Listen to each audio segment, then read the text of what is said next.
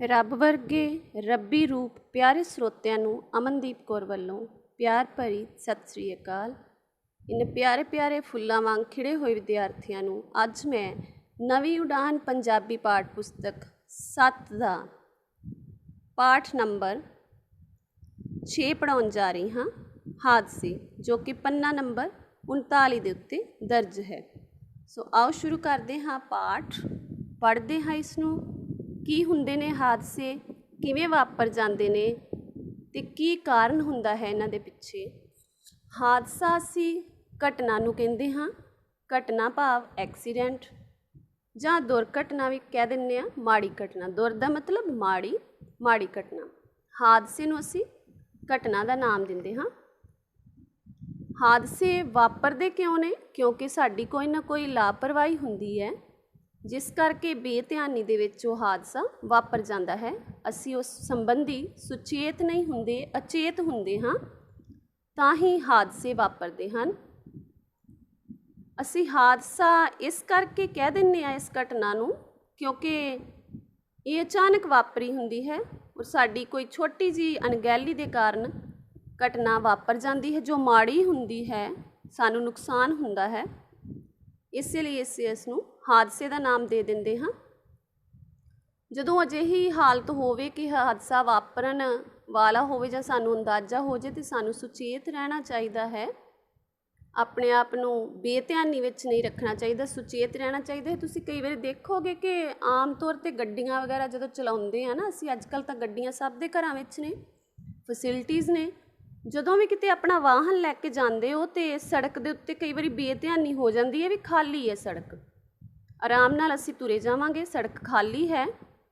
ਪਰ ਹੁੰਦਾ ਕੀ ਹੈ ਕਿ ਅਚਾਨਕ ਤੁਹਾਡਾ ਧਿਆਨ ਨਹੀਂ ਸਾਹਮਣੇ, ਤੇ ਅਚਾਨਕ ਕੋਈ ਨਾ ਕੋਈ ਪਸ਼ੂ ਆ ਗਿਆ ਹੈ ਸਾਹਮਣੇ, ਜਾਂ ਕੋਈ ਵਿਅਕਤੀ ਇੱਕਦਮ ਸੜਕ ਕ੍ਰੋਸ ਕਰਨ ਲੱਗਾ ਹੈ, ਤੇ ਉਸ ਹਾਲਤ ਦੇ ਵਿੱਚ ਸਾਨੂੰ ਇੱਕਦਮ ਜਦੋਂ ਧਿਆਨ ਪੈਂਦਾ ਹੈ ਤੇ ਸੰਭਲਣਾ ਪੈਂਦਾ ਹੈ। ਗੱਡੀ ਨੂੰ, ਸਟੀਅਰਿੰਗ ਨੂੰ ਇੱਧਰ ਉੱਧਰ ਘੁਮਾਉਣਾ ਪੈਂਦਾ ਹੈ, ਜਾਂ ਬ੍ਰੇਕ ਜਾਂ ਸਪੀਡ ਘਟਾਉਣੀ ਪੈਂਦੀ ਹੈ, ਬ੍ਰੇਕ ਲਗਾਉਣੀ ਪੈਂਦੀ ਹੈ। ਸੋ ਜੇ ਨਾ ਇਹ ਕੰਮ ਕੀਤਾ ਜਾਵੇ ਫਿਰ ਹਾਦਸਾ ਵਾਪਰ ਸਕਦਾ ਹੈ, ਫਿਰ ਐਕਸੀਡੈਂਟ ਹੋ ਸਕਦਾ ਹੈ। ਸੋ ਇਸ ਲਈ ਹਾਦਸੇ ਨਾ ਵਾਪਰਨ, ਇਸ ਸੰਬੰਧੀ ਸਾਨੂੰ ਸੁਚੇਤ ਰਹਿਣਾ ਚਾਹੀਦਾ ਹੈ। ਬੇਧਿਆਨੀ ਵਿੱਚ ਕੋਈ ਵੀ ਕੰਮ ਨਹੀਂ ਕਰਨਾ ਚਾਹੀਦਾ, ਅਣਗਹਿਲੀ ਨਹੀਂ ਕਰਨੀ ਚਾਹੀਦੀ, ਸੁਚੇਤ ਰਹਿਣਾ ਚਾਹੀਦਾ ਹੈ, ਸਾਵਧਾਨ ਰਹਿਣਾ ਚਾਹੀਦਾ ਹੈ। ਆਓ ਅਸੀਂ ਪੜ੍ਹਦੇ ਹਾਂ ਇਸ ਪਾਠ ਨੂੰ। ਪਾਠ ਨੰਬਰ 6, ਹਾਦਸੇ, ਪੰਨਾ ਨੰਬਰ 39। ਸੋ ਆਓ ਸ਼ੁਰੂ ਕਰੀਏ ਪਾਠ। ਹਾਦਸਾ 1। ਰੂਬਿਕਾ ਪੌੜੀਆਂ ਤੋਂ ਉਤਰ ਰਹੀ ਸੀ ਕਿ ਅਚਾਨਕ ਉਸ ਦਾ ਪੈਰ ਤਿਲਕ ਗਿਆ। ਤਿਲਕ ਗਿਆ ਭਾਵ ਫਿਸਲ ਗਿਆ। ਉਹ ਧੜਮ ਕਰਕੇ ਫਰਸ਼ ਉੱਪਰ ਡਿੱਗ ਪਈ। ਉਹ ਸਿਰਫ 3 ਪੌੜੀਆਂ ਹੀ ਹੇਠਾਂ ਡਿੱਗੀ ਸੀ। ਉਸ ਦੇ ਪੈਰ ਨੂੰ ਮੋਚ ਆ ਗਈ ਸੀ। ਹੁਣ ਉਸ ਨੂੰ ਉੱਠ ਕੇ ਖੜੇ ਹੋਣਾ ਵੀ ਮੁਸ਼ਕਲ ਜਾਪ ਰਿਹਾ ਸੀ। ਉਸ ਦਾ ਰੋਣਾ ਨਿਕਲ ਗਿਆ। ਹੁੰਦਾ ਨਾ ਸਭ ਨਾਲ ਇੱਦਾਂ, ਕਈ ਵਾਰੀ ਅਸੀਂ ਫਟਾਫਟ 'ਚ ਪੌੜੀਆਂ ਉਤਰ ਰਹੇ ਹੁੰਦੇ ਹਾਂ।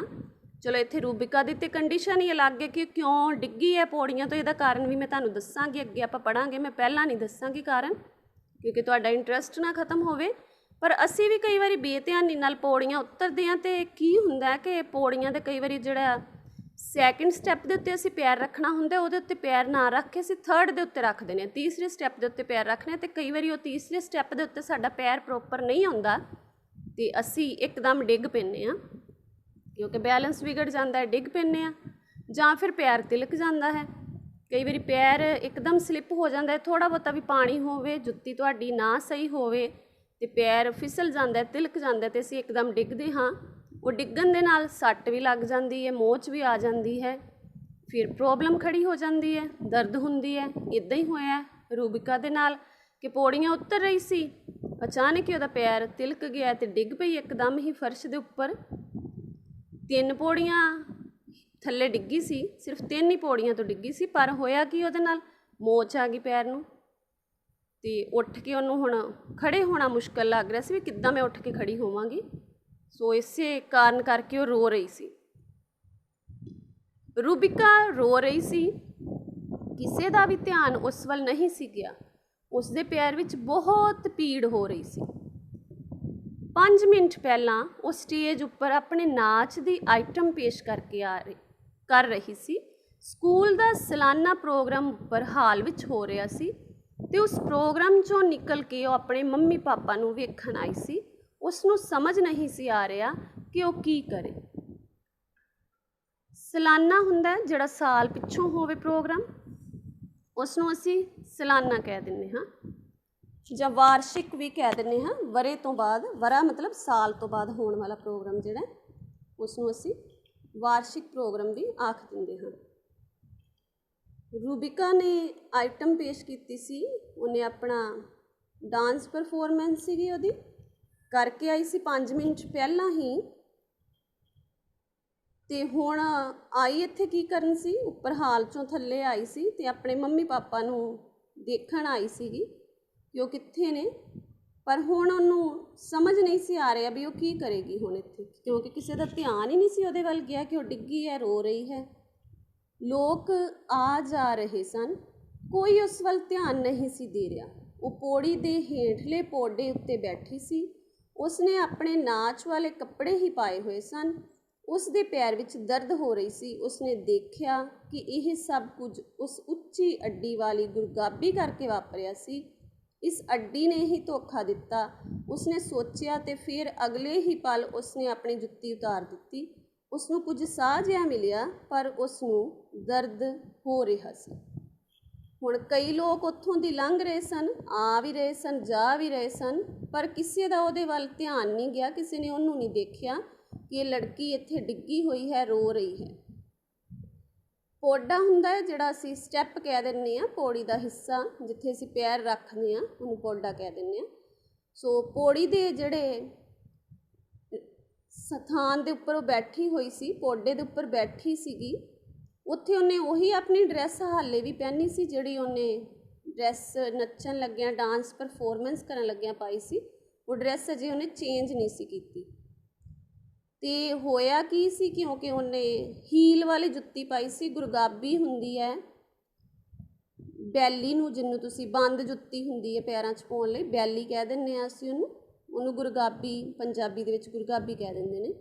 ਉਹਦੀ ਹੀਲ ਸੀ, ਉਹਦੀ ਅੱਡੀ ਸੀ ਜਿਹੜੀ ਉੱਚੀ ਸੀਗੀ, ਜਿਸ ਕਰਕੇ ਉਹਦਾ ਪੈਰ ਤਿਲਕਿਆ ਸੀ। ਕਿਉਂਕਿ ਜਦੋਂ ਅਸੀਂ ਹੀਲ ਪਾਈ ਹੋਵੇ, ਹਾਈ ਹੀਲ ਪਾਈ ਹੋਵੇ, ਅਤੇ ਸਟੈਪਸ ਉਤਰਨੇ ਚੜ੍ਹਨੇ ਉਹਦੇ ਵਾਸਤੇ ਬਹੁਤ ਸੋਚਣਾ ਪੈਂਦਾ। ਜੇ ਅਸੀਂ ਕਾਹਲੀ ਕਰਾਂਗੇ ਤਾਂ ਫਿਰ ਅਸੀਂ ਡੈਫੀਨੇਟਲੀ ਉੱਥੋਂ ਡਿੱਗ ਜਾਵਾਂਗੇ। ਇੱਦਾਂ ਦਾ ਹੀ ਕੁਝ ਹੋਇਆ ਹੈ ਰੂਬਿਕਾ ਦੇ ਨਾਲ, ਕਿਉਂਕਿ ਉਹਦੀ ਹੀਲ ਸੀ ਅਤੇ ਉਹਨੇ ਧਿਆਨ ਨਹੀਂ ਦਿੱਤਾ, ਫਟਾਫਟ ਉੱਤਰ ਰਹੀ ਸੀ ਕਿ ਆਪਣੇ ਮੰਮੀ ਪਾਪਾ ਨੂੰ ਦੇਖ ਕੇ ਆਵਾਂ, ਅਤੇ ਹੀਲ ਨੂੰ ਦਿਮਾਗ ਵਿੱਚ ਨਹੀਂ ਰੱਖਿਆ ਕਿ ਉਹਨੇ ਜੁੱਤੀ ਕਿੱਦਾਂ ਦੀ ਪਾਈ ਹੋਈ ਹੈ। ਸੋ ਇਸੇ ਕਰਕੇ ਉਹ ਡਿੱਗ ਗਈ ਸੀ। ਉਹਨੇ ਫਿਰ ਫਟਾਫਟ ਆਪਣੀ ਜੁੱਤੀ ਪੈਰਾਂ ਤੋਂ ਉਤਾਰ ਦਿੱਤੀ ਤਾਂ ਕਿ ਉਹਦੀ ਜਿਹੜੀ ਦਰਦ ਹੈ ਉਹ ਥੋੜ੍ਹੀ ਘੱਟ ਸਕੇ, ਪਰ ਹਜੇ ਵੀ ਉਹਨੂੰ ਦਰਦ ਹੋ ਰਿਹਾ ਸੀ।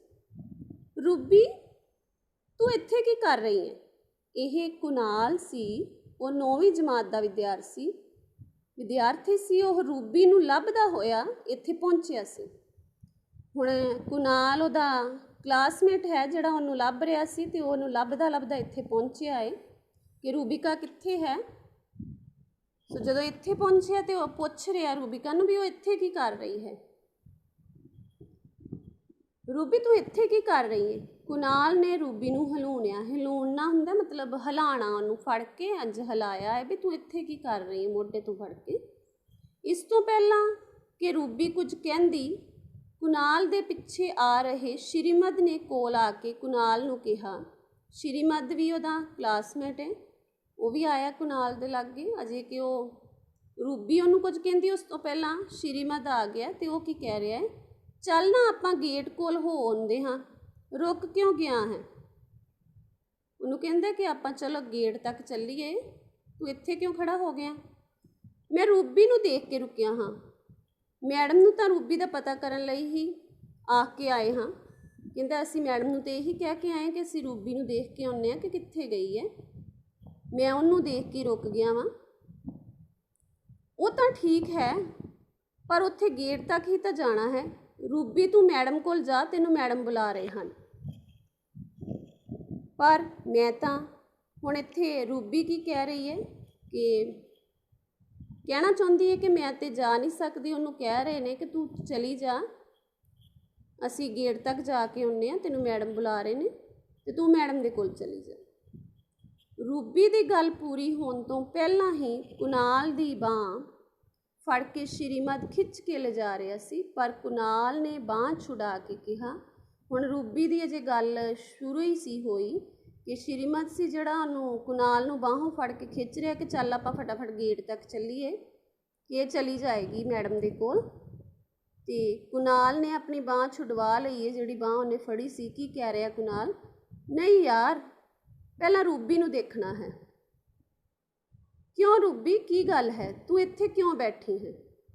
ਹੁਣ ਇੱਥੇ ਕੁਨਾਲ ਨੂੰ ਕੁਝ ਨਾ ਕੁਝ ਮਹਿਸੂਸ ਹੋਇਆ ਏ ਕਿ ਰੂਬੀ ਇੱਥੇ ਬੈਠੀ ਕਿਉਂ ਹੈ, ਇਸ ਲਈ ਉਹਨੇ ਸ਼੍ਰੀਮਦ ਨੂੰ ਰੋਕ ਦਿੱਤਾ ਵੀ ਨਹੀਂ, ਆਪਾਂ ਬਾਅਦ 'ਚ ਉੱਧਰ ਜਾਂਦੇ ਹਾਂ, ਪਹਿਲਾਂ ਅਸੀਂ ਰੂਬੀ ਨੂੰ ਤਾਂ ਪੁੱਛ ਲਈਏ ਕਿ ਉਹਨੂੰ ਕੀ ਹੋਇਆ ਹੈ। ਕੁਨਾਲ, ਮੈਂ ਚੱਲ ਨਹੀਂ ਸਕਦੀ, ਮੇਰੀ ਲੱਤ ਲੱਗਦਾ ਹੈ ਟੁੱਟ ਗਈ ਹੈ, ਮੈਂ ਡਿੱਗ ਪਈ ਹਾਂ। ਇੰਨਾ ਕੋਈ ਕਹਿ ਸਕੀ ਹੈ? ਇੰਨਾ ਆਖ ਕੇ ਉਹ ਰੋਣ ਲੱਗ ਪਈ। ਸ਼੍ਰੀਮਦ ਬਾਹਰ ਨੂੰ ਜਾਂਦਾ ਵਾਪਸ ਆ ਗਿਆ। ਜਦੋਂ ਸ਼੍ਰੀਮਦ ਕੁਨਾਲ ਦੀ ਬਾਂਹ ਫੜ ਕੇ ਬਾਹਰ ਨੂੰ ਚੱਲਾ ਸੀ ਤੇ ਕੁਨਾਲ ਨੇ ਬਾਂਹ ਛੁਡਵਾ ਲਈ ਤੇ ਸ਼੍ਰੀਮਦ ਬਾਹਰ ਚੱਲਾ ਸੀ, ਪਰ ਉਹਦੀ ਗੱਲ ਸੁਣ ਕੇ ਵਾਪਸ ਆ ਗਿਆ। ਜਦੋਂ ਰੂਬੀ ਨੇ ਕਿਹਾ ਕਿ ਮੈਂ ਚੱਲ ਨਹੀਂ ਸਕਦੀ, ਮੇਰੀ ਲੱਤ 'ਤੇ ਸੱਟ ਲੱਗੀ ਹੈ, ਲੱਗਦਾ ਜਿੱਦਾਂ ਟੁੱਟ ਹੀ ਗਈ ਹੈ, ਮੈਂ ਡਿੱਗ ਪਈ ਹਾਂ। ਹੁਣ ਕੀ ਕਰੀਏ? ਸ਼੍ਰੀਮਦ ਨੇ ਕੁਨਾਲ ਨੂੰ ਪੁੱਛਿਆ। ਹੁਣ ਉਹਨਾਂ ਨੂੰ ਫਿਕਰ ਲੱਗ ਗਈ ਦੋਨਾਂ ਸਟੂਡੈਂਟਸ ਨੂੰ ਕਿ ਹੁਣ ਆਪਾਂ ਕੀ ਕਰੀਏ। ਰੂਬੀ, ਤੂੰ ਕਿਵੇਂ ਡਿੱਗ ਪਈ? ਤੇਰੇ ਸੱਟ ਕਿੱਥੇ ਲੱਗੀ ਹੈ? ਕੁਨਾਲ ਨੇ ਰੂਬੀ ਨੂੰ ਪੁੱਛਿਆ ਜਾ ਰਿਹਾ ਕਿ ਤੈਨੂੰ ਸੱਟ ਕਿੱਥੇ ਲੱਗ ਗਈ ਹੈ ਤੇ ਤੂੰ ਕਿਵੇਂ ਡਿੱਗੀ ਹੈ। ਰੂਬੀ ਨੇ ਆਪਣਾ ਪੈਰ ਅੱਗੇ ਕਰ ਦਿੱਤਾ। ਕੁਨਾਲ ਨੇ ਦੇਖਿਆ, ਫਿਰ ਕੁਝ ਸੋਚਿਆ ਤੇ ਉਸਨੇ ਸ਼੍ਰੀਮਦ ਨੂੰ ਰੂਬੀ ਦਾ ਖਿਆਲ ਰੱਖਣ ਲਈ ਕਿਹਾ। ਆਪ ਉਹ ਭੱਜ ਕੇ ਕਿਤਿਓਂ ਇੱਕ ਕੁਰਸੀ ਲੱਭ ਕੇ ਲਿਆਇਆ। ਉਹਨੇ ਜਦੋਂ ਦੇਖਿਆ ਪੈਰ ਉਹਦਾ ਤੇ ਫਿਰ ਉਹਨੂੰ ਸਮਝ ਆ ਗਈ ਕਿ ਇਹਨੂੰ ਸੱਟ ਲੱਗੀ ਹੈ। ਸੋ ਉਹਨੇ ਇੱਕਦਮ ਦਿਮਾਗ ਦੇ ਵਿੱਚ ਸੋਚਿਆ ਵੀ ਇਹ ਭਾਰ ਨਹੀਂ ਪੈਣਾ ਪੈਰ ਦੇ ਉੱਪਰ, ਇਹਦੇ ਕੋਲੋਂ ਖੜੇ ਹੋਣਾ ਮੁਸ਼ਕਲ ਹੈ। ਸੋ ਉਹਨਾਂ ਨੇ ਇੱਕ ਚੇਅਰ ਲਿਆਂਦੀ ਹੈ ਵੀ ਪਹਿਲਾਂ ਤੈਨੂੰ ਚੇਅਰ ਦੇ ਉੱਤੇ ਬਿਠਾਇਆ ਜਾਵੇ। ਰੂਬੀ, ਤੂੰ ਇਸ ਕੁਰਸੀ 'ਤੇ ਬੈਠ, ਅਸੀਂ ਤੈਨੂੰ ਮੈਡੀਕਲ ਰੂਮ ਵਿੱਚ ਛੱਡ ਕੇ ਆਉਂਦੇ ਹਾਂ।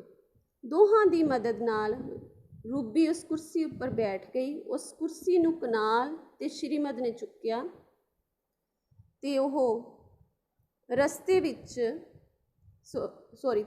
ਉਸੇ ਹਾਲਤ ਵਿੱਚ ਰੂਬੀ ਨੂੰ ਮੈਡੀਕਲ ਰੂਮ ਤੱਕ ਲੈ ਗਏ।